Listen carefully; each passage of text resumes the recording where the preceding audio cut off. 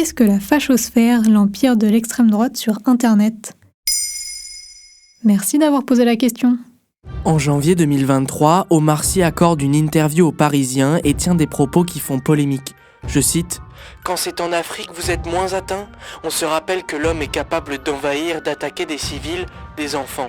Il faut que la guerre soit en Ukraine pour s'en rendre compte. » S'en est suivi une vague d'insultes et de menaces de mort sur les réseaux sociaux. En effet, à chaque fois qu'une personnalité française racisée se trouve dans une polémique, les réseaux sociaux deviennent un lieu de racisme. La communauté derrière cela regroupe un ensemble de personnes d'extrême droite que certains appellent la fachosphère.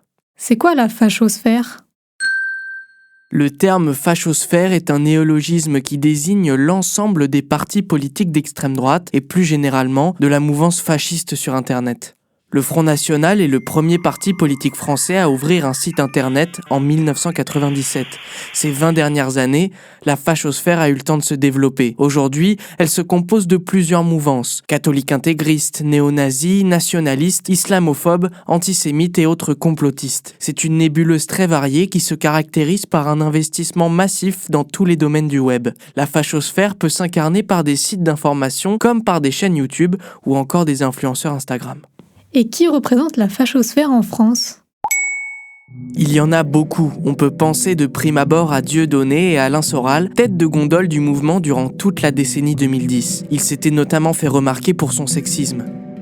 Ils sont hyper actifs sur leur site de désinformation complotiste Égalité Réconciliation. Boris Lelay, autre figure de la fachosphère, dirige ses opérations sur des blogs néo-nazis, notamment grâce au réseau social Telegram. Il a été contraint de quitter la France et se cache aujourd'hui au Japon.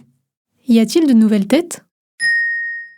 Les nouvelles têtes de la fachosphère sont des youtubeurs tels que Papacito ou Daniel Conversano par exemple. Ces jeunes figures de l'extrême droite française vouent un culte particulier au virilisme et au suprémacisme blanc.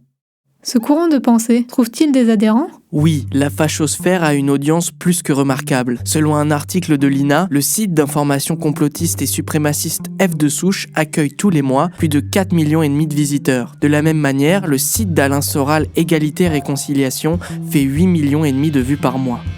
Voilà ce qu'est la fachosphère, l'empire de l'extrême droite sur Internet. Maintenant, vous savez. Un épisode écrit et réalisé par Samuel Limbroso. Ce podcast est disponible sur toutes les plateformes audio. Et si cet épisode vous a plu, n'hésitez pas à laisser des commentaires ou des étoiles sur vos applis de podcast préférés.